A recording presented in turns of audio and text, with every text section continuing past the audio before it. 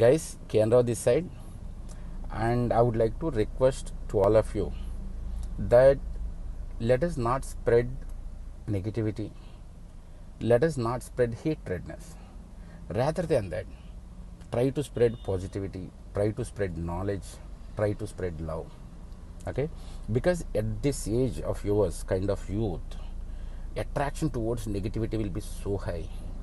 But if you are entrapped with that negative energy, because neuro linguistic program we say NLP, which will be there in our subconscious mind, if you always think negativity, hatredness or some kind of stuff, automatically means in our life we will not achieve anything good in our life.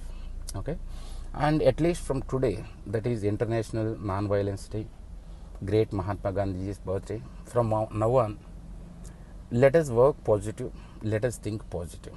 Thank you guys, very all the best.